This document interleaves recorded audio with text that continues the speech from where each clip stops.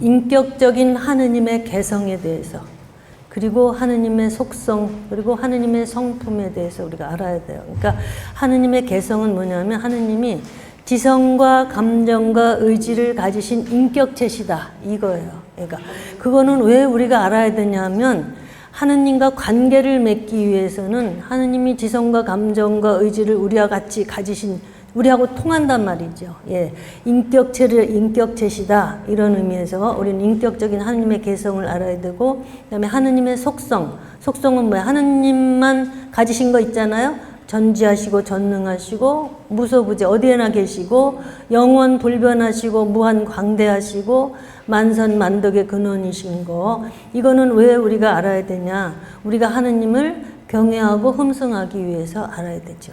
그리고 이제 하느님의 성품은 우리 잘 알죠?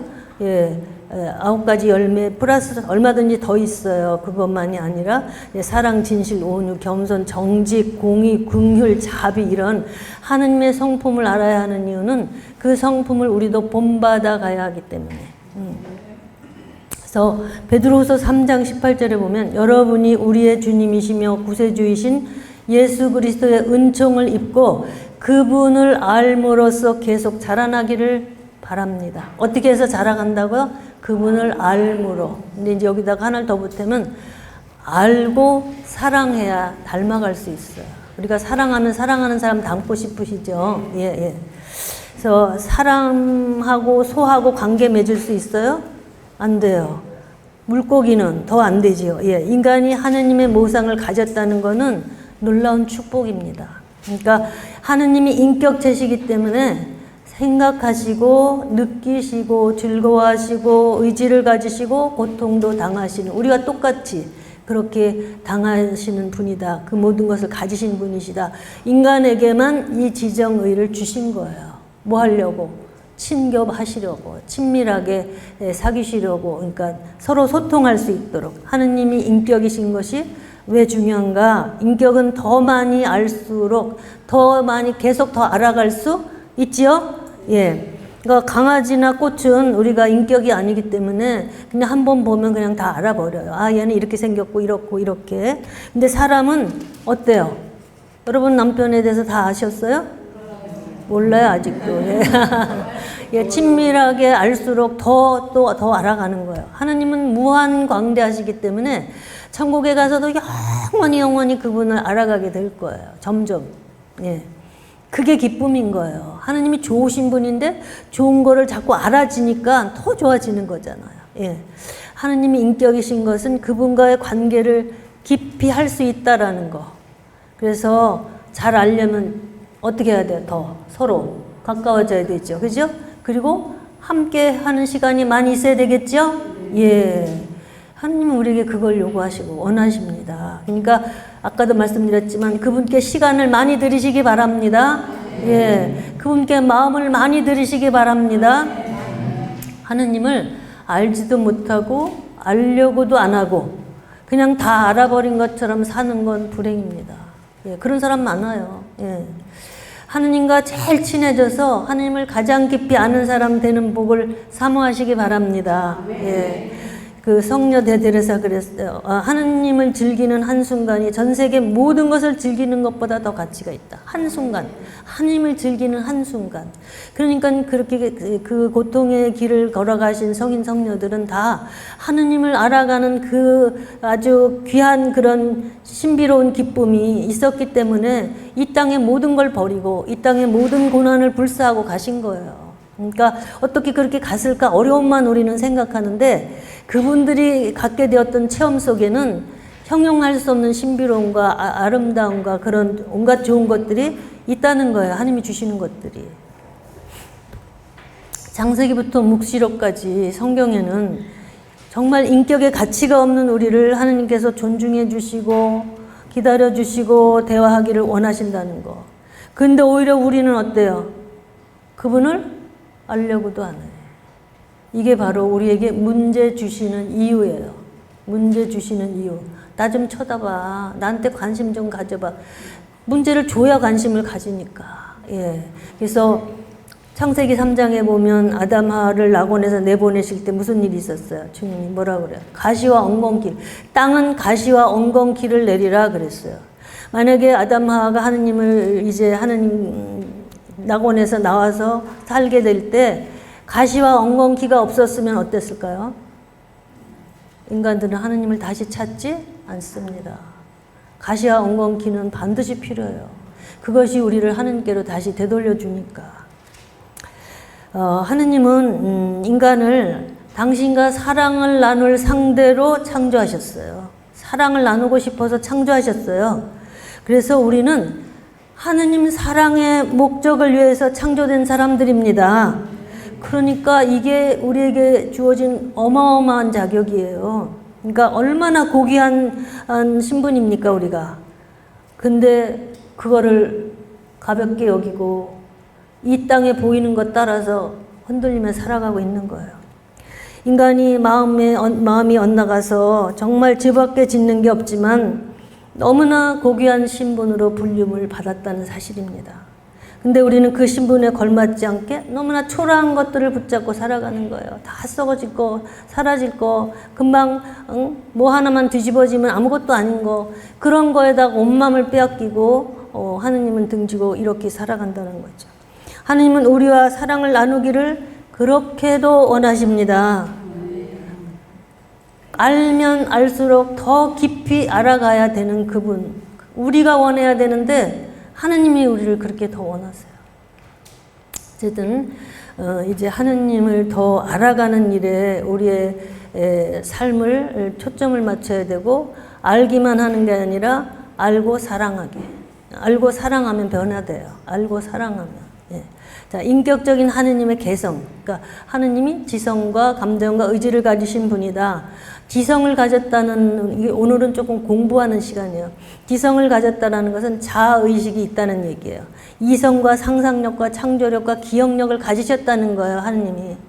하느님의 자아의식은 뭐냐? 인격을 지니기 위해서는 자아의식이 있어야 되는데 내가 누군지를 모르면 그건 인격이 될 수가 없지요. 출애굽기 3장 14절에서 하느님 말씀하세요. 나는 곧 나다.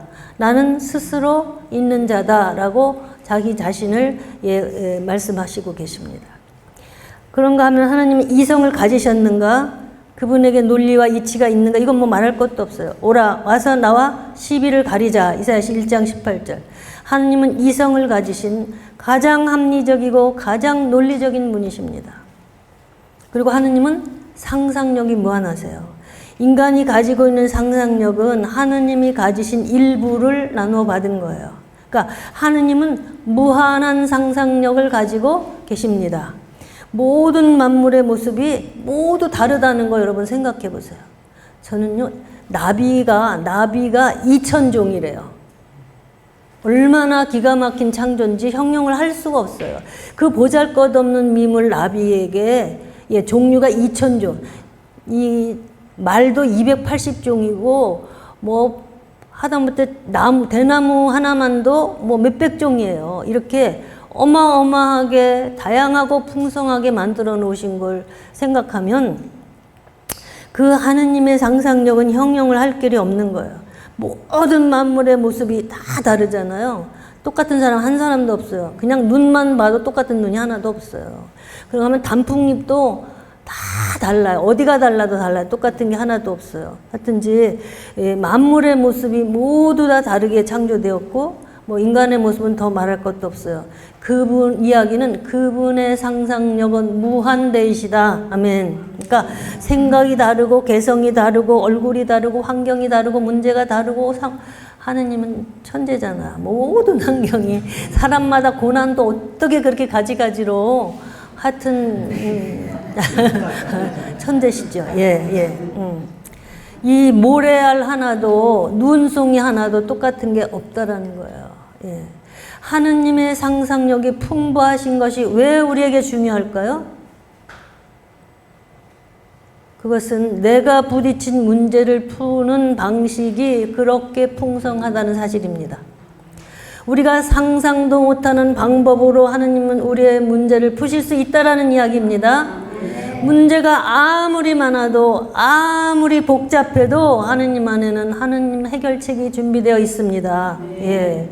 그러니까 뭐 우리가 그거 다 성경에 나오는 이야기 다 여러 가지를 말로 다 못해요. 하다못해 이제 야곱이 저는 이런 예화를 많이 가지고 이제 써가지고 준비해 나와도 시간이 없으면 이제 이런 걸 많이 할 수가 없어요. 근데 예를 들어서 야곱이 가족들을 거느리고 바단 아람을 도망쳐 나오잖아요. 그때 외삼촌 라반이 막 추격해 오지요. 추격해 오면 이제 다 끝나는 거야. 내 딸이니까 데려간다 그러고 다 뭐 양 떼고 소 떼고 다 데려가면 자기 혼자 올 수밖에 없어요. 그런데 하느님은 라반에게 어떻게 하셨냐? 나는 얼마든지 너를 해칠 수 있다. 그러나 어젯밤에 내 아비의 하느님께서 너와 시비를 따지지 말라고 하셨다. 꿈에 나타나셔서 야곱을 그냥 가게 해둬라 이런 거예요. 그러면 끝나는 거지. 그죠? 예. 그래서 라반과 이제 해결이 됐어. 그리고 이제 고향으로 돌아가는 길에 그가 이제 에사우를 만날 걱정이 태산이야 또. 그죠? 에사우가 400명의 군사를 이끌고 자기 앞으로 자기를 치러 온다는 소문을 들었어요. 그래서 약복강을 못 건너가고 밤을 지새우면서 기도합니다. 거기에서 그는 분이엘 체험을 해. 하느님을 얼굴을 만나는 체험을 하는 거예요. 그러면서 환도뼈가 부러지죠. 예. 그가 에사우를 만날 때 400명이라는 군사를 거느리고 죽이려고 오는 거예요. 어려서 그렇게 자기를 속여서 다 자기를 그렇게 자기 복을 다 가로채 갔잖아요. 근데 에사우가 마주 뛰어와서 야곱의 목을 끌어안고 입을 맞추며 울음을 터뜨렸다 이거예요. 하느님께서 에사우의 마음을 만져버리셨어요. 그냥. 그럼 끝나는 거야. 에사우의 마음을 한번 만지시면 끝나는 거예요. 이렇게 하느님은 우리가 상상도 못하는 그런 방법이 수도 없다라는 거. 예. 열왕기하 6장에 보면 시리아 왕이 이스라엘과 전쟁을 하고 있었어요. 그때 하느님의 사람 엘리사가 왕에게 전가를 보내서 그런 이야기를 다 해줘. 그러니까 상대방이 어디로 어떻게 쳐들어올 걸 다 알게 되니까 뭐 다 막아버리니까 상대방 군사들이 뭘 해도 안 돼. 그는 기마 부대와 병거 부대와 강한 부대를 보냈다. 밤중에 엘리사가 있는 도단성을 이제 포위했는데 하느님의 사람 엘리사가 어떻게 기도했냐면 저 오랑캐들의 눈을 멀게 해주십시오. 그랬더니 다 눈 멀어버렸어요. 그러고 나서 이제 그들을 사마리아로 다 유인을 해. 눈 멀었으니까. 그리고 데리고 갔어요. 그러고 나서 이제 야훼여 이들의 눈을 열어주십시오. 그랬더니 눈을 열어줬어요. 그러니까 이 사람들이 이제 전쟁할 마음이 있어요? 꼼짝도 못하는 거죠. 그때 큰 잔치를 베풀어서 먹고 마시게 한 다음에 그냥 돌려보내줘요. 하느님은 어마어마한 전쟁도 성경에 나오는 전쟁만 구약의 전쟁 이야기만 꺼내서 여러분들이 한번 쫙 읽어보세요. 얼마나 신바람 나는지 몰라요. 거기 이런 거 있어요. 이제 열왕기하 지금 6장의 이야기인데 그 다음에 7장에 가서 보면 그 후에 시리아 왕 베나닷이 전군을 이끌고 사마리아를 또 포위했어요. 포위된 사마리아에 기근이 들어서 오늘은 네 아기 잡아먹고 내일은 내 아기 잡아먹고 이렇게 무서운 기근이 들었어요. 주님께서 시리아 군대에게 어떻게 했냐면 대군이 쳐들어오는 소리를 병거대가 밀려오고 기마대가 달려오는 소리를 들려주셔가지고 그 시리아 군대가 자기네 그 재산을 다 두고 도망쳐 버렸어요. 그래서 네 애기 잡아먹고 내 애기 잡아먹자던 사람들이 문둥이들이 거기 가서 보니까 먹을 것 천지에다가 별거가 다 널려 있는 거예요. 그러니까 먹을 것과 은과 금과 의복이 뭐 말로 못하게 그렇게 쌓여 있는 거예요. 하나도 그러니까 하느님의 방법은 하느님의 대책은 무궁무진하시다는 거 이해되시죠? 예, 이런 하느님이 내 아버지시다. 아멘. 이거를 기억하세요 늘. 그러니까 막 큰일 났네, 뭔 일이 생기면 큰일 났네, 막 이걸 어떻게 해? 그럴 때 딱 그 아까 얘기한 오또또 그 아이 생각해 보세요. 그 아이는 바스락 소리만 나도 큰일 났네, 난 죽었다 이제. 그런데 아버지가 화살을 겨누고 나를 지키고 있다라는 사실, 우리 하느님이 우리를 그렇게 항상 지키고 계십니다. 야훼 이스라엘을 지키시느니 졸지도 잠들지도 아니하신다. 예, 그 하느님이 나를 항상 지킨다라는 거, 그 하느님은 방법과 대책이 무궁무진하다는 거, 이거를 우리가 아는 것과 모르는 것은 삶의 엄청난 차이예요. 이런 걸 알면요 걱정이 안 돼요. 겁이 안 나요. 그런가 하면 하느님의 창조력은 어떻겠어요? 그건 뭐 말로 형용할 수가 없어. 예. 하느님은 창조되지 아니하신 창조주지요. 우리는 창조된 창조자예요. 그래서 하나님 아버지를 알면 무한한 창조력을 이제 얻을 수 있는데 옛날에 음악가들이나 화가들은요, 다 하느님을 알았던 사람들의 그 유명한 분들은 그 하느님을 아는 데에서 그것들이 나오는 거예요. 아까 어프라 그러셨죠? 하느님이 창조주이시기 때문에 그분을 인격적으로 관계하는 사람도 창조력이 생겨날 수 있다는 거예요. 자, 그런가 하면 하느님은 기억력이 어떠실까요? 기억력 말로 할 수 없어요. 어미는 혹시 잊을지 몰라도 나는 결코 너를 잊지 아니하리라. 야훼여 당신의 자비와 한결같으신 옛사랑 기억하시고 젊어서 저지른 내 잘못과 죄를 잊어주소서. 그러니까 우리가 용서를 청한 회개를 한 죄는 하느님은 절대로 기억하지 아니하십니다. 그러나 우리가 회개하지 않고 그냥 덮어둔 죄 있지요. 그거는 낱낱이 다 드러날 때가 오는 거예요. 예, 그것이 두려운 거죠. 예. 주님은 낱낱이 기억하고 계십니다. 우리의 죄를 기억하지 아니하리라는 말씀은 주님이 기억 상실이 아니라 주님의 자비로 싹 지워버리시는 거예요. 그거는. 근데 지우지 아니한 어떤 상황들은 낱낱이 기억하시는데 그때의 내 마음속 상황, 내 마음에 오고 간 아주 스쳐 지나가는 내 마음까지도 다 낱낱이 기억하시는 거죠. 그러니까 하나님 앞엔 두려운 거예요. 그러니까 우리는 기도해놓고도 잊어버려요. 하나님은 반드시 기도를 죽도록 했는데 응답이 없어. 그래서 그냥 집어쳐버렸어요. 그러고서 뭐 또 이렇게 살다 보면 근데 어느 날 응답이 온다고요. 나는 잊어버렸지만 주님은 가장 좋은 때 가장 좋은 방법으로 응답을 하시는 거예요. 예. 그러니까 이렇게 내가 하느님을 모르면 어떤 분이 이런 이야기는 시간이 없어 못해요. 어떤 분이 하여튼지 무슨 일로 화가 나가지고 성모상을 기도하다 응답이 없으니까 성모상을 내던졌대. 밖으로 내던졌대요. 그래서 박살이 뛰어내려가 보니까 박살이 났는데 그걸 지나가다가 어떤 청년이 맞았어요.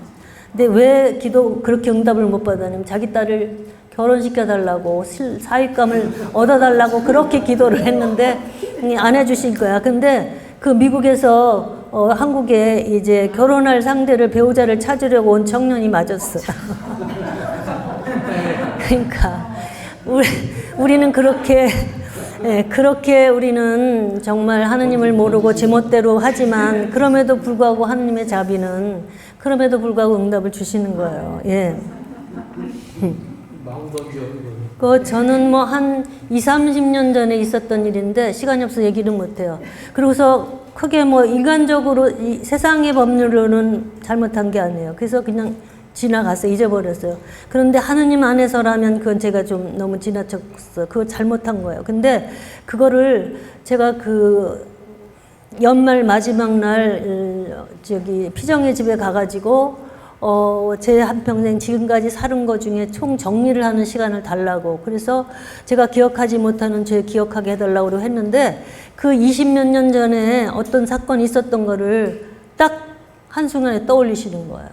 그래서 그거를 해결하게 하시더라고요. 하여튼지 그런 시간을 가지셔야 돼요. 그러니까 중간 정사를 좀 해야지 돼. 몇십 년 살다 보면 말 못할 거 많아요, 우리 속에. 자기는 뭐 다 잘한 것 같지만 그렇지 않아요. 그런 거 하나님 앞에서 저는 어느 한 해를 또 그렇게 살았어요.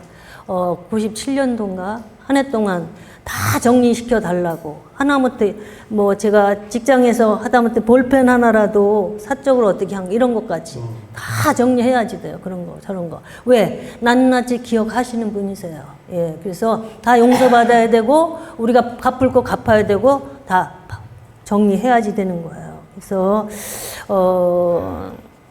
우리의 잘못뿐만 아니라 그러면 우리의 선행과 우리의 기도도 그렇게 다 기억하신다는 건 얼마나 또 위로가 됩니까? 그렇죠? 예. 우리의 선행도 낱낱이 기억하십니다. 예. 그러면 주님은 감정을 가지신 분이야. 하느님의 감정은 풍부하십니다.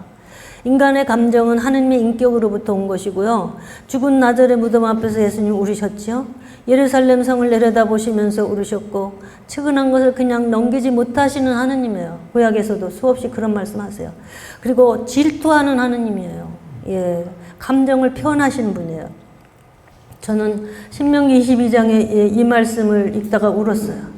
길을 가다가 나무 위나 땅바닥에서 새끼나 알이 들어있는 새집을 보았을 때 어미가 새끼나 알을 품고 있거든 어미째 새끼를 잡지 말라. 어미를 날려보내고 나서 새끼를 잡을 수는 있다. 이게 무슨 말이에요? 새끼가 잡히는 것을 보는 어미의 심정을 배려하시는 거예요. 이렇게 새의 심정까지도 배려하시는 하나님이 사람에게는 어떻겠습니까? 자녀로 인해서 고통받는 엄마들, 하나님은 그 마음을 알고도 넘치게 아셔요. 그리고 때가 되면 풍성하게 응답하십니다. 예. 내 작은 섭섭함, 내 아픈 마음, 내 상한 마음, 나의 답답한 마음, 내 억울한 마음, 이거 어느 것 하나도 하나님은 놓치지 않으십니다. 모든 것을 함께 느끼십니다. 참으로 섬세하신 분이세요. 그리스도 순환의, 그리스도의 사람이신 하나님의 사람인 그리스도이시. 제가 이렇게 시간이 조금 줄었다 하면은 이렇게 이제 엉겨부터 빨리 해야 된다고 생각하니까. 왜냐면 이 내용을 이렇게 싹 넣어드리고 싶으니까. 근데 그게 보면 어린애들이 막 이제 예수님한테 막 이렇게 조그만 벌레 그런 거, 조그만 무슨 이런 거 잡아다가 이렇게 놔드리잖아요. 그러면 막 이제 같이 이렇게 노시다가, 그 아이들 안 보는 사이에 그냥 버리면 상처받잖아요, 애들이. 그 아이들이 안 보는 사이에 모르게 생각 그냥 잊어버리고 있을 때 살며시 놔줘요, 그런 것들을. 아주 섬세하시고 아주 그 상대방을 배려하시는 마음이 말로 못해. 그러니 우리에게 어떠시겠냐고요. 그래서 하느님을 안다라는 거는 감정적인 관계이고 마음적인 관계예요. 그냥 나 쟤 아는 애야 이런 거 정도가 아니고, 예. 하느님과 마음적인 관계가 안 된 사람은 사실 십자가의 그 고통, 십자가의 그 은총을 잘 알 수 없습니다. 그러니까 마음적인 관계라는 건 어떤 거냐면 이런 거예요. 젬마 성녀는 어떤 사람이 하느님을 욕하는 소리를 듣고 기절해버렸어. 근데 하나님이 욕하는 소리를 듣고도 아무렇지도 않은 사람도 있어요. 그건 마음적인 관계가 안 돼 있는 사람이에요. 그런 걸 들을 때 가슴이 아파야 되고, 여러분의 자녀를 누가 그렇게 심한 욕을 한다고 생각해 보세요. 여러분의 부모를. 괜찮겠어요, 마음이? 그런 마음이 있어야 그게 하나님과 마음적인 관계가 되는 사람이에요. 하나님에 대해서 누군가가 말할 때. 이해되시죠? 예.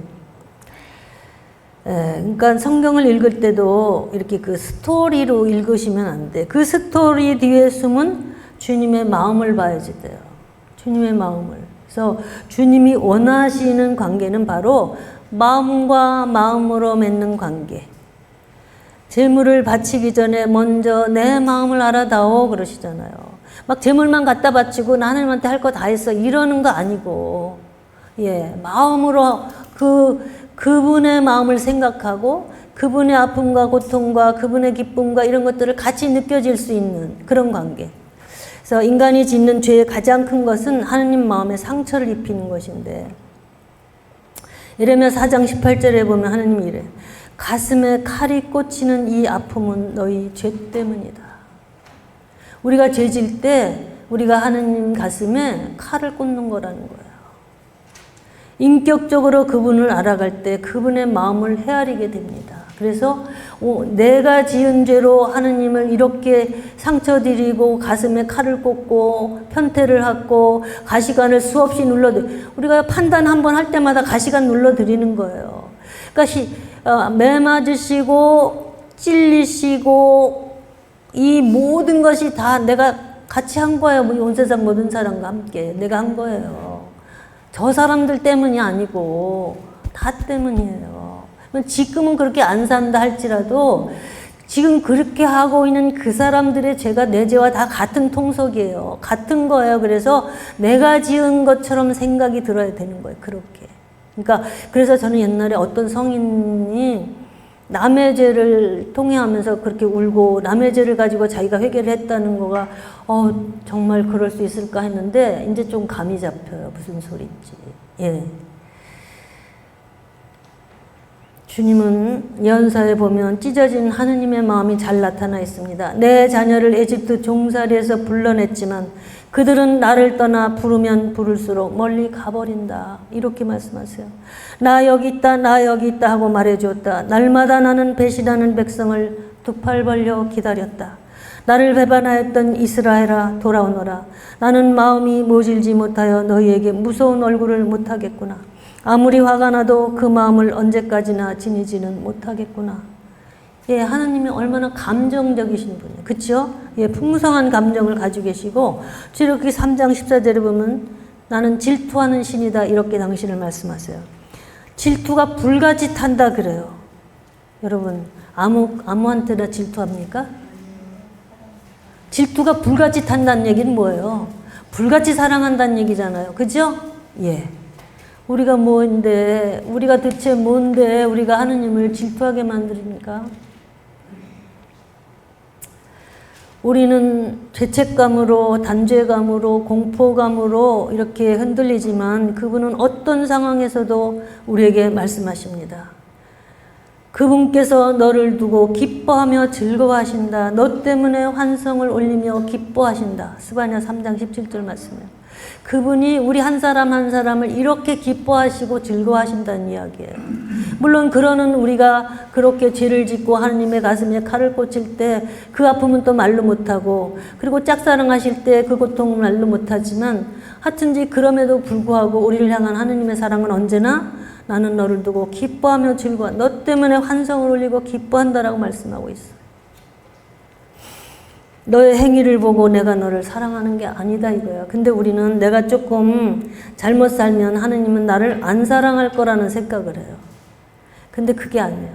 내가 너를 창조했기 때문에, 그리고 핏값을 치르고 다시 사왔기 때문에 너는 내 거야. 너는 진짜 내 거야. 나는 너를 내 목숨값을 주고 사왔으니 어떻게 사랑한다는 거예요? 목숨만큼 사랑한다는 거예요. 우리가 아버지 마음에 많은 상처를 드렸지만 상처받은 마음보다 더 진한 사랑이 상처를 넘어서 우리 위에 쏟아지고 있다는 사실입니다. 인간은 상처받으면 사랑할 수가 없어요. 그리고 상처받으면 상처를 주게 돼 있어요. 그런데 하느님의 사랑은 그렇지가 않아.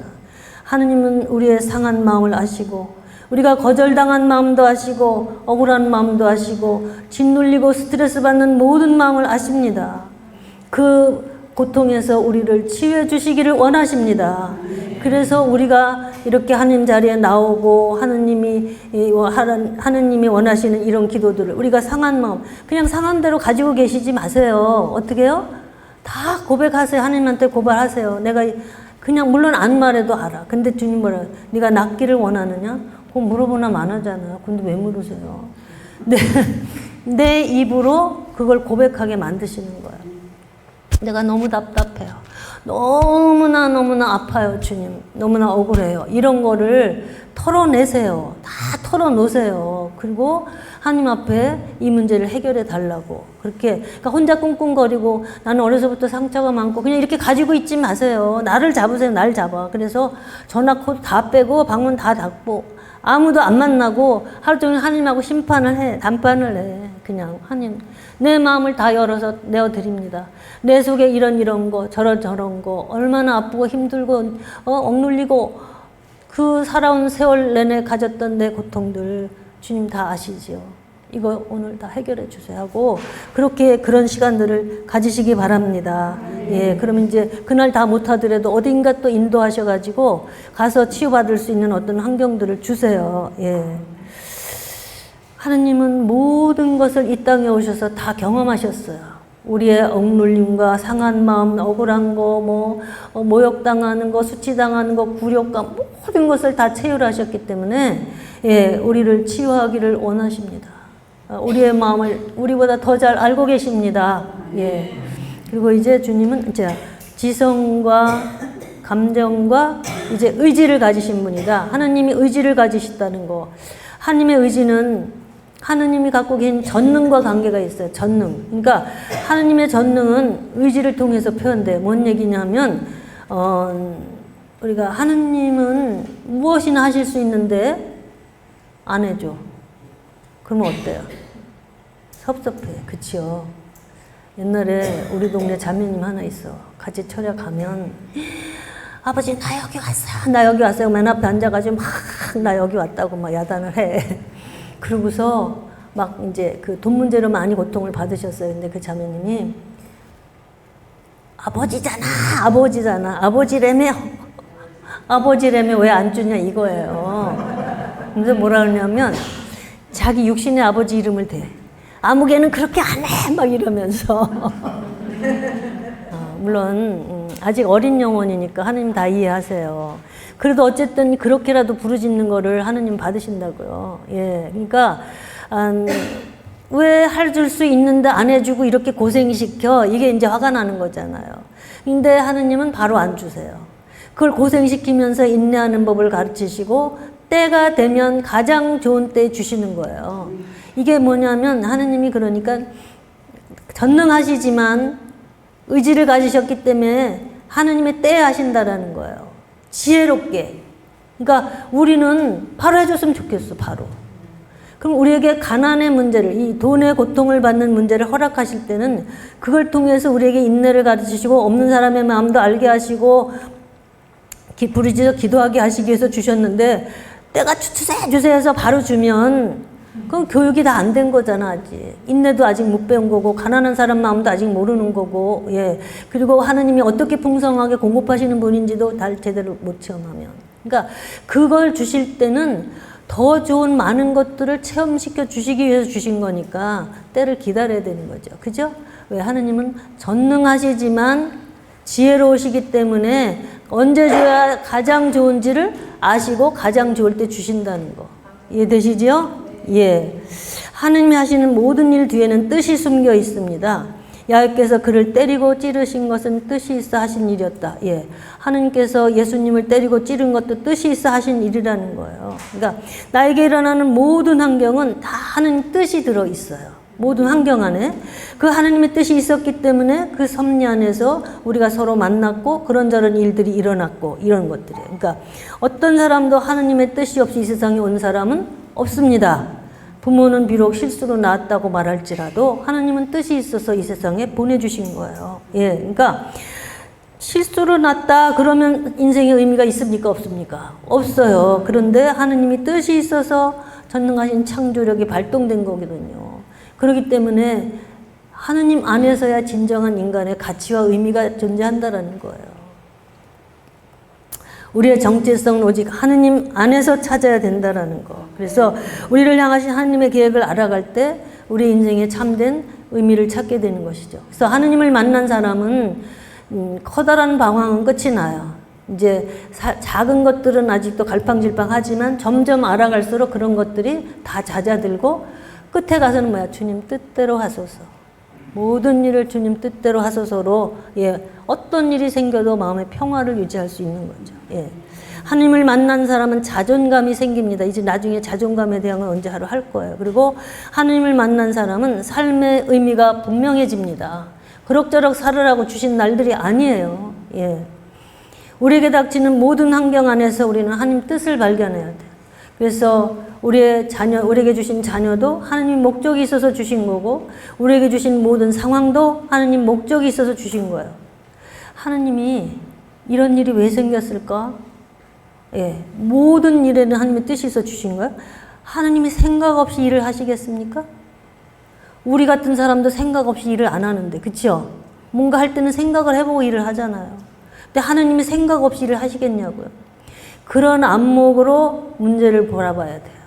그런 안목으로, 그러니까 그런 안목으로 사람을 봐야 돼요. 그런 안목으로 예, 환경을 바라봐야 돼요.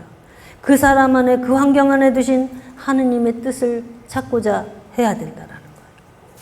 하느님이 뜻이 있는 일에는 반드시 하느님의 전능이 따릅니다.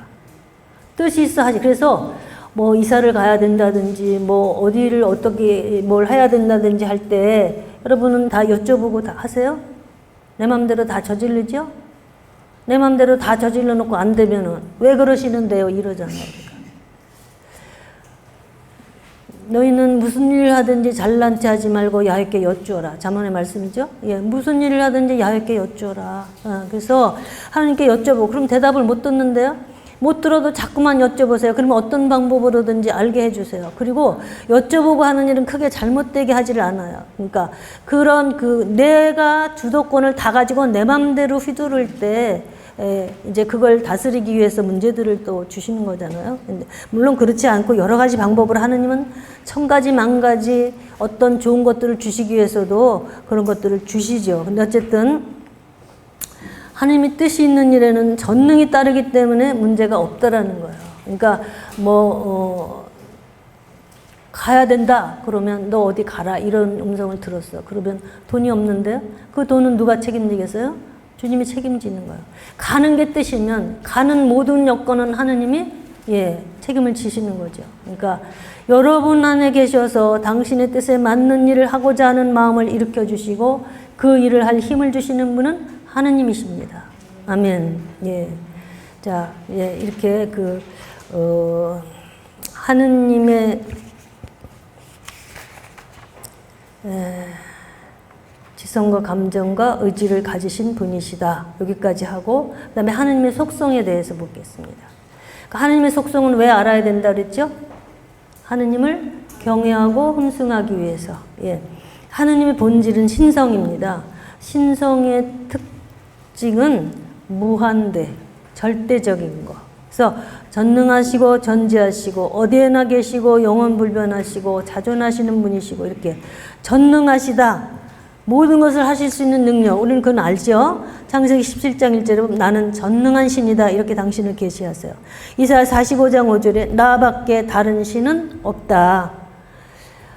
저는 이 말씀 여기 보면 너는 비록 나를 몰랐지만 너를 무장시킨 것은 나다. 빛을 만든 것도 나요. 어둠을 만든 것도 나요. 행복을 주는 것도 나요. 불행을 조장하는 것도 나다. 이 모든 일을 나 야훼가 한다. 저는 이 말씀이요 처음에 깜짝 놀랐어요. 불행을 조장하는 것도 나다. 처음에 성경 읽으면서 그때 아직 어려가지고 어머나 불행을 조장하는 것도 하느님이세요. 욥기에 그 재산 다 걷어가시고 자녀 10명 다 죽게 하시고 누가 하셨어요? 하느님이 허락하셨죠. 마귀가 했어요. 물론 마귀가 했지만 그 배후에서 누가 허락했어요? 하느님이 허락했어요. 그걸 통해서 하실 일이 있기 때문에. 근데 저는 오랜 세월 고통 속에 살고서 끝에 가서 그런 불행을 조장해 주신 하느님을 찬미하고 찬양하게 되더라고요. 거기에서 얻은 영적인 유익이 너무나 컸기 때문에. 자, 전능하시고 전자시다. 모든 걸 아시고 시공을 초월해서 시작과 끝을 아시는 거지요. 그래서 첫 아담을 만드실 때 하느님은 마지막 사랑까지를 다 보고 계신 거예요. 그러니까 전지하시기 때문에 전능하시지만 아무 때나 하지 않으신다. 이해되시죠? 전능하시지만 전지하시기 때문에 아무 때나 하지 않으신다. 그래서 하느님을 아는 사람은 억울할 일이 없습니다. 억울할 일이 없어요. 그리고 하느님은 그러니까 무소부재 어디나 계신 분이 어디나 계신 게 왜 중요합니까? 우리에게는 아니 계신 것 없이 곳곳에 계십니다. 우리 초등학교 때 주일학교 시간에 배운 거 이런 거. 그게 왜 중요합니까? 아니 계신 곳 없이 곳곳에 계시기 때문에 언제나 어디서나 나를 돌보실 수 있습니다. 아멘. 하늘과 땅 어디를 가나 내가 없는 곳은 없다. 당신 생각을 벗어나 어디로 가리까? 당신 앞을 떠나 어디로 도망치리까?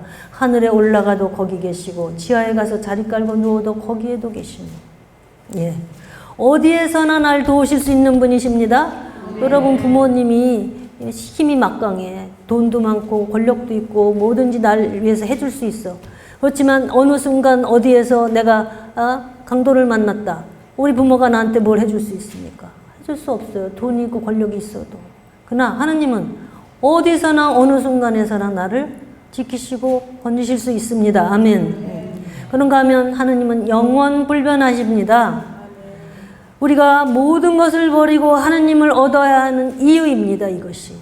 하느님이 영원하시고 하느님과 내가 누릴 삶이 영원하다라는 것 때문에 우리가 사랑하고 좋아하는 이 땅의 모든 것들은 잠시의 것입니다. 잠시 지나갑니다. 이 땅의 모든 것은 대양의 물 한 방울이다. 주님 말해요. 백사장의 모래 한 알이다. 인생은 한바탕 꿈이다. 모세가 한 얘기예요. 그런가 하면 야고보는 인생은 안개와 같다. 해가 뜨면 바로 사라져버린다. 베드로는 인생은 나그네 같다. 인생은 풀과 같고 인생의 꽃은 풀의 꽃과 같다. 인생의 영광은 풀의 꽃과 같다. 풀은 마르고 꽃은 떨어지지만 하나님의 말씀만 영원하다라고 말하는 거예요. 그러니까 이 땅의 모든 것이 다 지나갈 것이고 잠시의 것이고 썩어질 것들이라는 거. 그걸 항상 기억하시기 바랍니다. 거기에다 목을 매지 마시기 바랍니다. 그거가 잘 안 된다고 해서 너무 애를 끓이고 속을 태우지 마시기 바랍니다. 그걸 통해서 하느님이 지금 나에게 어떤 일을 하고 계신가에 관심을 가지시기 바랍니다. 예. 소아데레사는 말했어요. 인생은 하룻밤 여인숙이다. 그래서 누추할수록 좋다라고 말했어요. 영원토록 기쁨을 누리기 위해서 우리는 시간이 있다. 우리는 이 짧은 생애 동안만 고난받으면 된다. 다시 말해서 세상은 속죄의 장소입니다. 그래서 눈물의 골짜기예요. 우리가 눈물의 골짜기에서 귀양살이 한다고 그렇게 기도하고 있죠. 우리는 다 죄인으로 태어났기 때문에 이 땅에서 죄를 씻고 가야 되는 숙제를 해야 되기 때문에 이렇게 고통을 받는 거예요. 그래서 이 땅은 무슨 장소다? 속죄의 장소다. 그래서 성인들은 말했어요. 이 땅에서 우리는 체업하고 울며 탄식하고 더 복된 곳으로 옮겨가야 된다 이렇게 말해요. 뭘 체업하고 뭘 울어야 됩니까? 우리의 죄를. 우리가 덕을 가지고 살았는데 덕이 없고 죄를 짓지 말아야 되는데 죄를 짓는 것 때문에 체업하고 울어야 된다는 거예요. 거기에 관심을 가져서 죄를 씻고 거룩해지는 일에다가 마음을 두면 이 땅의 일들은 좀 초연하게 바라볼 수가 있어요. 이해되시죠? 예. 너무 어려운 공부 하나요? 저는 여러분들이 신부님하고 오랫동안 공부하신 분들이라는 것을 감안하고 하는 이야기예요. 예. 이제 아주 초짜 신자들하고 이런 얘기 하면은, 다음 시간에 이제 안 와, 이래. 하느님께서 우리 안에 어떤 것을 더하실 게 있고 어떤 것을 없애야 하는 게 있어요. 뭘 더해야 될까요? 덕을 더해야 되고 죄를 없애야 돼요. 그거를 위해서 훈련장이 필요하셔서 우리를 세상에 두신 것입니다. 이해되세요? 이 세상은 뭐 하는 것이다? 훈련장이다. 죄를 씻고 덕을 더해가는 훈련장. 그 일을 얼만큼 하셨습니까? 저는 이런 말 할 때 제가 제일 뻔뻔한 것 같아요. 저도 제대로 못했으면서. 어쨌든 앞으로 남은 날들 얼마 남지 않았지만 이 일을 하고 가야 돼. 이 일을. 예, 내 영혼을 정화시키고 나에게 없었던 예수님의 성품, 덕을 더해가는 일. 이거를 위해서 훈련장이 필요했고 이거를 위해서 우리는 이 땅에서 하느님 붙잡고 살아가는 거예요. 하느님 없이는 이 일은 할 수가 없어요. 주님이 우리를 이렇게 되기를 원하시고 우리에게 이것을 도우셔요. 우리가 원할 때마다. 예. 하느님의 속성은 하느님만 가진 거지요. 그래서 하느님 속성은 우리가 깊이 알 때 더 깊이 하느님을 참여하고 찬양하고 흠숭할 수 있습니다. 그래서 우리는 하느님의 속성을 더 알아가기를. 많은 이건 기본적인 거예요. 다 아는 거예요. 근데도 나한테 막상 문제가 닥치면 하나님이 이런 분이라는 거를 생각을 안 해. 근데 이런 걸 묵상을 해야 돼요. 하나님은 어디나 계시니까, 하나님은 무엇이나 다 하실 수 있으니까 내 이 문제를 한순간에도 해결해 주실 수 있다는 희망을 항상 가지고 있는 거예요. 바라볼 수 있어요. 그렇죠? 예. 자, 그다음에 하나님의 성품. 하나님의 성품은 이거 몇 시까지죠? 50분까지야? 2시 50분까지예요? 3시에 미사지요? 네네네. 자, 다시 한번. 인격적인 하느님의 개성을 공부하는 것은 하느님과 관계를 맺기 위해서다. 그리고 하느님의 속성을 공부하는 것은 그분을 경외하고 흠숭하고 찬미하기 위해서다. 이제 하느님의 성품을 공부하는 것은 그 성품을 본받기 위해서입니다. 자, 우리는 그 영광과 능력을 힘입어 귀중하고 가장 훌륭한 약속을 받았습니다. 여러분은 그 덕분으로 정욕에서 나오는 이 세상 부패에서 멀리 떠나 하느님의 본성을 나누어 받게 되었습니다. 아멘. 네. 뭘 나누어 받아요? 하느님의 본성. 예. 여러분은 하느님의 사랑을 받는 자녀답게 하느님을 닮으십시오. 그랬어요. 에베소 5장 1절에. 그러니까 기도하고 일하는 거 중요합니다. 그런데 기도 많이 하고 일은 많이 하는데 닮는 거에는 관심이 없는 사람들이 많아요. 의외로. 기도하고 봉사하는 데는 막 그냥 다 쏟아보면서 자기 자아를 죽이고 자기 그런 성질 죽이고 이렇게 조금이라도 겸손해지려고 온유해지려고 하는 거에 관심 없이 사는 봉사자들이 얼마나 많은지 몰라요. 이거요, 잘 사는 것 같은데 껍데기예요. 외적인 신앙생활을 하는 거예요. 내적인 신앙생활로 들어가야 돼요. 이제 오래 신앙생활 하신 분들은. 내적인 신앙생활이라는 게 뭐냐. 내 마음의 움직임. 내 마음에 그런 하느님이 원하시는 마음인지 아닌지 이런 것들이 우리가 이제 분별돼야 되고 하느님이 원하는 마음을 갖도록 노력해야 되는 것이죠. 겉으로 기도 많이 하고 발 바쁘게 쫓아다니고 이 일 저 일 많이 하고 이러다가 뭔 일 생기면 어떡하는지 아시죠? 그러면 내가 그렇게 열심히 했는데 왜 이러는 거예요? 내가 죽기 살기로 저는 우리 동네에 뭐 총구역장 하던 분이 여기 와서 만났는데 냉담하고 있더라고요. 내가 깜짝 놀랐어요. 왜 그러세요? 그랬더니 자기가 16년을 죽기 살기 했는데 아니더라 이거예요. 하나님을 너무 모르는 거예요. 하나님을 알려고 하지 않는 거예요. 제가 또 어떤 분이 그렇게 하여튼 성당에서 살아. 그렇게 일을 하다가 허리를 다쳤어요. 그래서 제가 은사 받은 분을 모시고 가서 기도를 받게 했는데 거기서 나오는 말이 그거야. 그러니까 그래 네가 그렇게 열심히 봉사를 했는데 이제 그 몸이 이렇게 됐을 때 넌 이제 뭘 할 게 있냐? 마음을 들여야 되는 거잖아요. 마음에 사랑을 들여야 되고 사랑하기 때문에 일을 하는 건데 이 관계는 빼고 일만 많이 하는 분들 봉사하지 말란 이야기 아니죠? 제가 이런 거 전하다 보면요. 그 공부하는 사람들이 다 봉사 안 한대. 그거 아니에요. 그러니까 봉사를 하되 하느님을 사랑해서 하라는 얘기예요. 하느님을 알고 사랑해서. 예. 그 기도도 하느님을 사랑해서 기도해야 되는 건데 의무적으로 이거 하고 저거 하고 이거 하고 오늘 다 했다. 숙제 끝? 이러는 거 아니란 거지요. 예. 그래서 하늘에 계신 아버지께서 완전하신 것 같이 너희도 완전한 사람 되어라 그랬어요.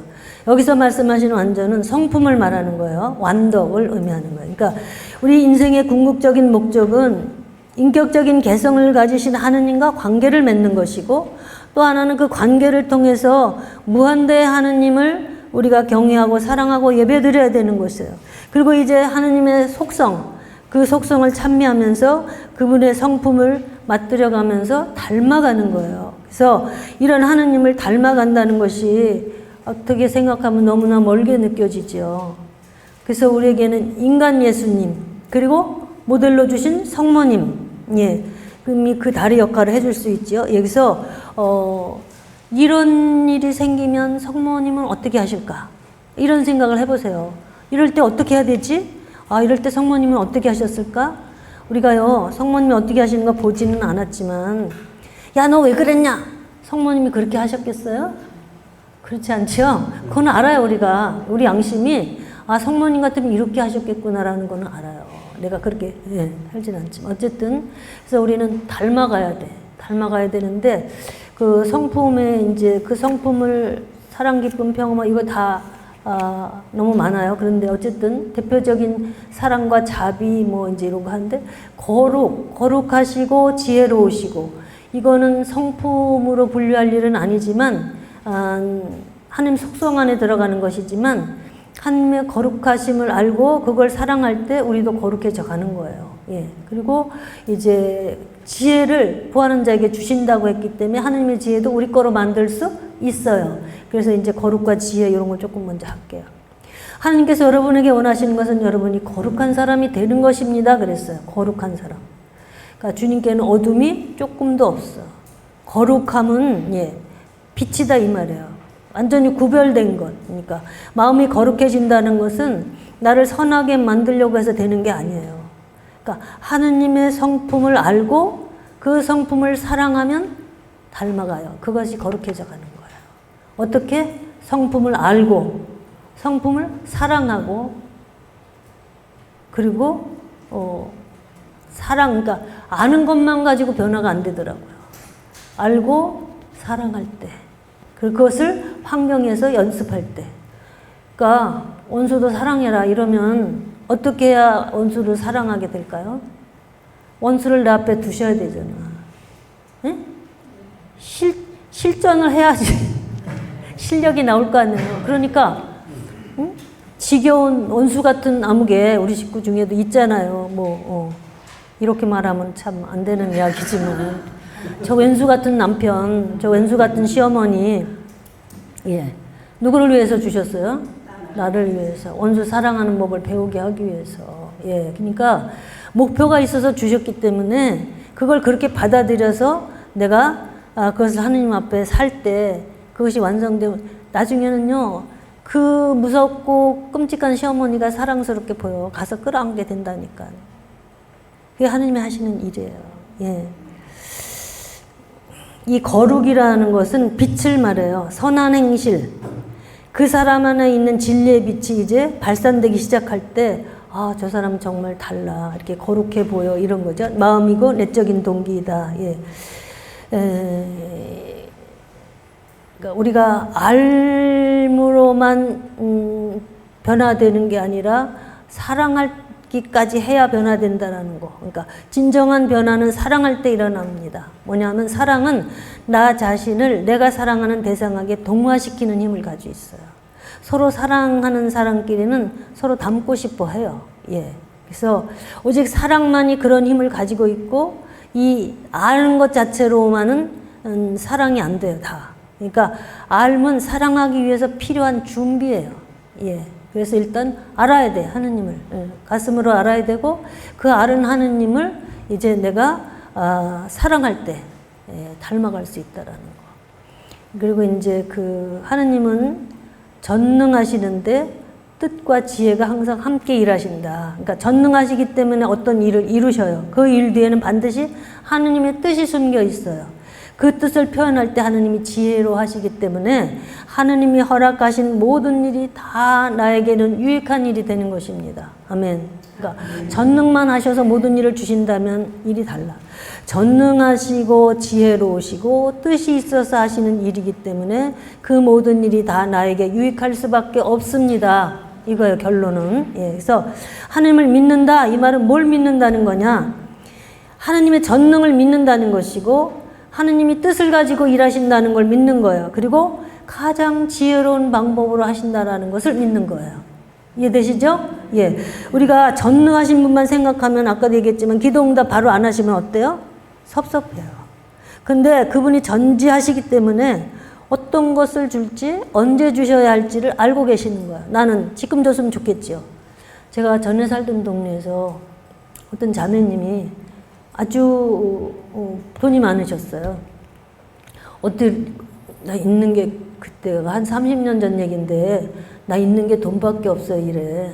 그땐 그런 말 유행 안 할 때예요. 처음 들은 말이에요 제가. 그래서 어떻게 그렇게 돈을 많이 벌으셨어요? 그랬더니 나 땅 안 팔려서 속색이던 게 다 돈 됐어요 이래. 응? 그러니까 그때는 기도 응답 안 해줘서 화가 났었다는 거지. 땅 팔아야 되는데 안 팔리니까. 근데 그 땅이 그기가 어디냐면 저 성내동 그쪽이에요. 잠실 그쪽이에요. 그 땅이 얼마나 올랐어요. 그게 다 자기를 그냥 그렇게 부자 되게 만들어줬다는 거예요. 시작과 끝을 다 아시기 때문에 언제 주는 게 유익할지를 아시는 거예요. 하느님은. 미국의 어떤 동네에 땅을 파니까 다 막 기름이 나왔어. 유전이. 그래가지고 막 다 그 땅을 팔고 돈을 억수로 받아가지고 도회지로 나갔어요. 근데 한 집만 자기 땅에는 유전이 없는 거예요. 그게 없어. 그러니까 저 도회지 나간 사람들 너무너무 부자로 큰 집 사고 저택 사가지고 잘 산다는 이야기를 들었는데 자기네만 거기 그대로 옛날 촌으로 사는 거예요. 근데 한 20년 지난 후에 그 나갔던 사람들이 동네 이쪽으로 다시 돌아왔어요. 가가지고 떼부자 된 사람들 사는 거 아시죠? 자식들 다 망하고 돈 막 쓰고 허락망당하고 그래가지고 망해가지고 돌아오는 걸 보면서 하느님이 자기들에게 그렇게 안 준 거, 자기들에게만 안 준 거 원망했는데 다시 감사하게 됐다라는 얘기 들었어요, 제가. 언제 어떤 방법으로 주는 것이 이 영혼에게 가장 유익할까를 누구만 알 수 있어요? 하느님만 알아요. 그러니까 하느님이 알아서 해주시는 대로 따라가는 게 최고 잘하는 거예요. 하느님 뜻을 이루어 주소서. 이렇게 지금 나에게 왕창 줘가지고 내가 만약에 하느님 멀리하고 떠나간다면 그런 일은 있으면 안 될 거 아니에요, 그렇죠? 여기는 그런 분들은 안 계시겠지만, 예. 하느님의 개성과 속성과 성품이 다 성경에 나타나 있습니다. 하느님 지혜의 성품에는 우리가 그럼 어떻게 동참할 수 있는가? 성경에 그래요. 야훼를 아는 것이 지혜의 근본이다. 그러니까 모든 지혜는 누구로부터 옵니까? 하느님. 그래서 하느님을 알고 사랑할 때 점점 지혜로워져 갑니다. 아멘.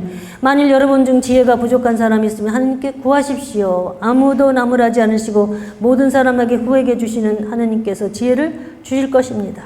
그러니까 우주보다 크신 지혜로 우리를 이끌어 가시는데 그 뜻과 능력을, 그 지혜를 가지신 분이 우리에게 이런 상황을 놓으셨다. 한번 생각해 보세요.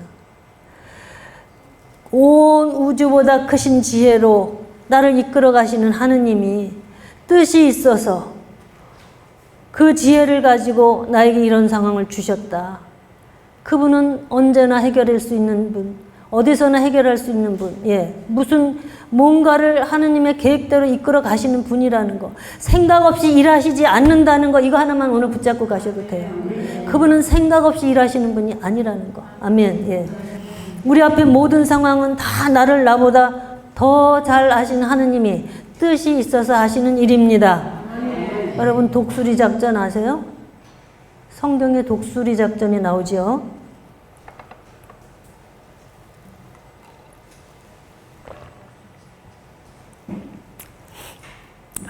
독수리는 새끼를 할 때, 새끼를 알을 품고 그걸 낳을 때 이렇게 바닷가 절벽에다가 집을 짓대요. 그래서 집을 지어놓고 이제 알을 낳고 품고 새끼가 나오잖아요. 그러면은 이제 먹거리를 잡아다가 줄 때 그냥 새들은 다 입에다 쏙쏙 넣어주지요. 예, 자기 어미새가 새끼들이 입을 쩍쩍쩍쩍 벌리고 있으면 다 갖다 넣어줘요. 근데 독수리는 그렇게 안 해요. 독수리는 입을 갖다 네가 뜯어 먹어 이렇게 입에 물고 있다는 거예요. 예, 그럼 지가 뜯어 먹어야 돼. 예, 그 애기 새끼가 뜯어 먹어야 돼. 그래가지고 이제 어느 정도 키워요. 키운 다음에 집을 다 허물어 버려. 집을 다 허물어 버리고는 그러면 이제 얘들이 큰일 났어. 이제 아늑한 집이 없어져 버렸어. 그리고 훈련을 시키는데 어떻게 훈련을 시키는가 하면 저 하늘로 물고 올라가서 탁 떨어뜨려 버려요. 그러면 어떻겠어요? 막 난리가 났지. 죽느냐 사는 지금 떨어져 죽는 거잖아. 그러니까 막 우리 엄마가 미쳤나 봐. 왜 그러는 거야? 막 이러면서 막 그냥 아우성 온 몸을 가지고 아우성을 치지요. 그러다가 바다에 떨어질 때가 되면 엄마가 샥 와서 등에다 딱 업어가지고 싹 높은 하늘로 올라가. 그러면 그렇지 우리 엄마가 이러고는 한숨을 놓으면 또 딱 떨어뜨리는 거야. 그러면 또 나 죽는다고 아우성 칠 때 날개 쭉지에 힘이 생기는 거예요. 예. 그래가지고 또 빠지기 직전에 와서 탁 등으로 받아가지고 올라가서 또 떨어뜨리고 이런 훈련을 시키는 거야. 신명기 32장 11절에 나와요. 독수리가 보금자리를 흔들어 버리고 없애버리고 파닥거리며 떨어지는 새끼를 향해 날아와 날개를 펼쳐 받아 올리고 그 쭉지로 업어 나르듯 야훼 홀로 그를 인도해 주실 때 어느 다른 신이 그와 함께 하였더냐. 예. 그러니까 보금자리를 흔들어 놓고 파닥거리며 떨어지는 새끼를 향해서 날아와서 날개를 펼쳐 받아 올리고 쭉지로 업어 날랐다 이거예요. 참새는 이런 훈련 안 받아요. 이렇게 훈련 받았기 때문에 독수리를 새 중에 왕이라고 그래요. 왕의 생명을 준 거예요. 그러니까 뭐냐면 이렇게 날개 쭉지 훈련을 어려서부터 강하게 받으니까 그들은 어떻게 할 수 있습니까? 비바람이 몰아쳐, 역풍이 몰아쳐 와도 그것을 거슬러서 싹 올라갈 수 있는 능력이 생긴 거예요. 그래서 어디까지 올라가요? 비구름이 막 엄청나게 해가지고 비가 쏟아져도 그 구름을 뚫고 올라가면 뭐가 있어요? 해가 있어요. 가서 올라가서 그 해를 누릴 수 있다는 거예요. 무슨 의미인지 아시겠죠? 예. 그런 훈련은, 예. 독수리, 왕의 생명을 주신 독수리만 그런 훈련을 시키는 거예요. 그러니까, 아무리 우리가 이렇게 하느님이 막 고난에다 떨어뜨리시고 다 죽을 것 같으면 와서 살려놓으시고 또 떨어뜨리시고 살려놓으시고 이런 훈련을 받은 사람은 비바람 몰아치는 엄청난 상황이 와도 거기에 지치고 굴하지 아니하고 내 영혼이 그 비구름을 뚫고 올라가서 찬란한 태양이신 하느님을 누릴 수 있다라는 사실입니다. 아멘. 예. 그러니까 무조건 믿는 믿음은 문제 앞에 힘이 되지 못합니다. 그러니까 이렇게 주님의 성품과 주님의 능력과 심오한 지혜를 알고 그렇게 내 인생을 이끌어 가신다는 것을 알면은 내가 그분을 기대하고 희망할 수 있겠지요? 예. 아직 10분 시간이에요. 하느님이 사랑이시라는 거는 뭐 누누이 듣는 얘기라 너무 잘 아시지요? 예, 제가 성시간 책자에 나온 한 사랑 이야기 잠깐만 해드리고, 나는 사람을 이와 같이 사랑하고 있도다. 감실 안에서 능력에 지쳐있는 내 마음을 보시오. 심장에서 울려나오는 고동소리가 안 들리는가? 불타오르는 사랑, 그 사랑을 눈여겨보시오. 이 불이 되어있는 사랑, 불타오르는 사랑의 열을 여러분에게 주고 싶도다.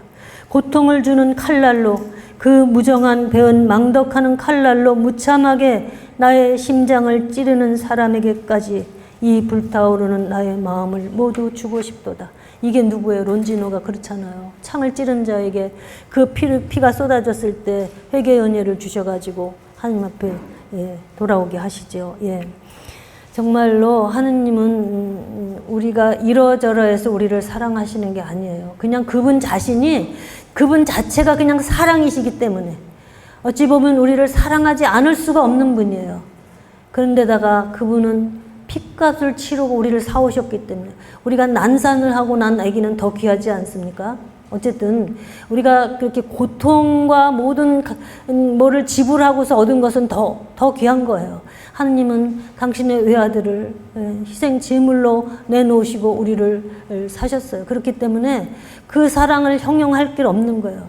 그분의 의지 자체가 선이고 사랑이기 때문에 우리를 사랑하실 뿐만 아니라 우리를 만드셨기 때문에 우리의 모든 하나하나를 다 빚어 만드셨어요. 그렇게 해서 만드셨고, 그래서 귀한 것 뿐만 아니라 핏값을 치르고 사오셨기 때문에 더 귀한 거예요. 그래서 그 성경에 보면 하느님이 나를 사랑한다는 걸 어떻게 알 수 있는가, 그 장절이 다 나와 있어요. 제가 이거를 잠깐만 할게요.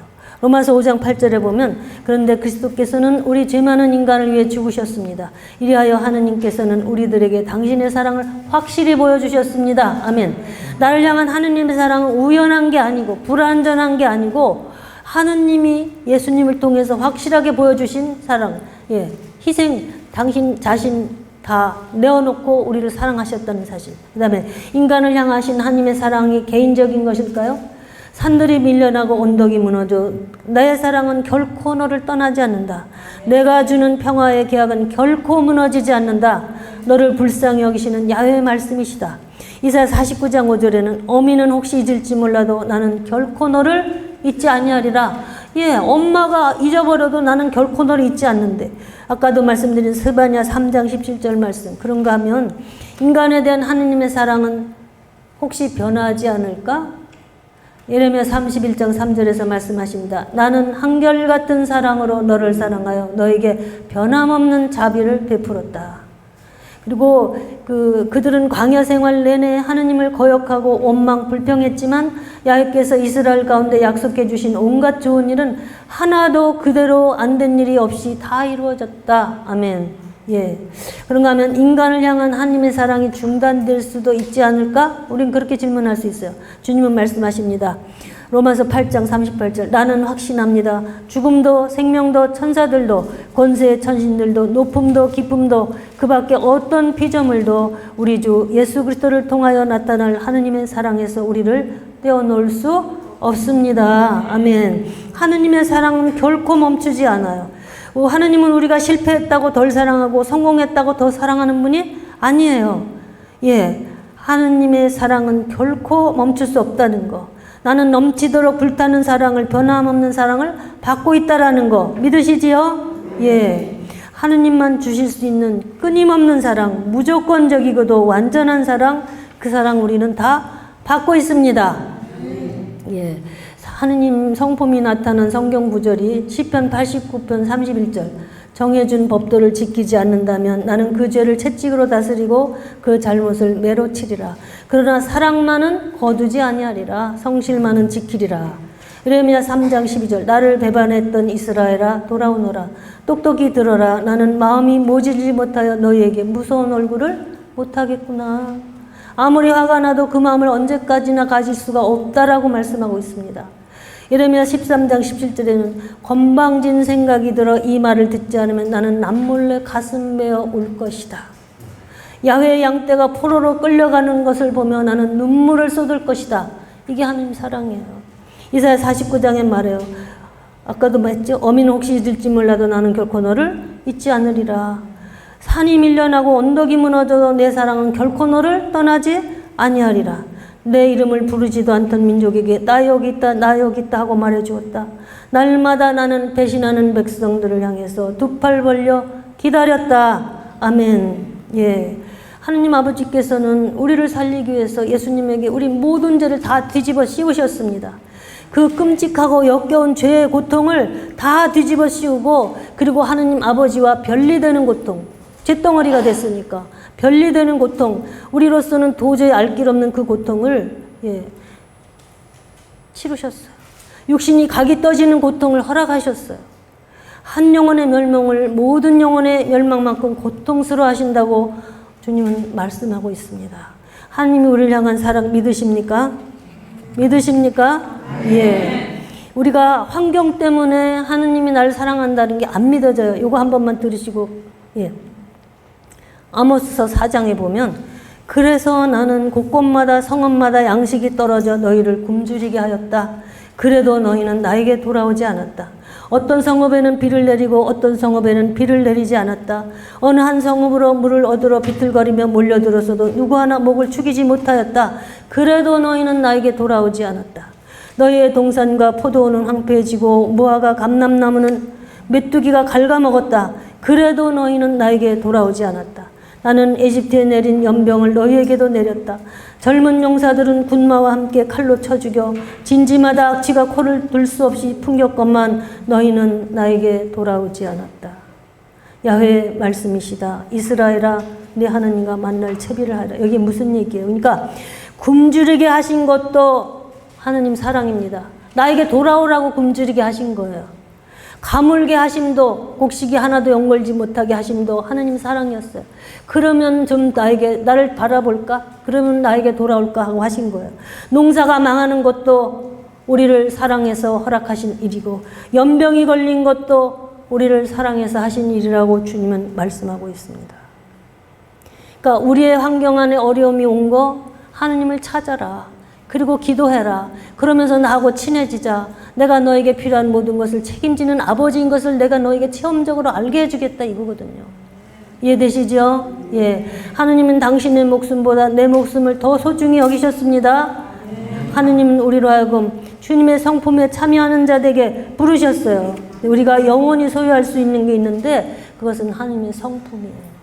우리가 한 모든 일들은 물론 가서 상을 받겠지만 성품은 그대로 영원히 가지고 가는 거예요. 예, 그래서 정말 우리의 인생 안에 하느님이 이미 개입하셨고 하느님의 그 불타는 넘치는 사랑으로 우리 안에 지금 일하고 계시다라는 거, 내가 고통스러우면 고통스러울수록 더 큰 사랑으로 우리를 만들어가고 계시다는 것 믿으시기 바랍니다. 아멘.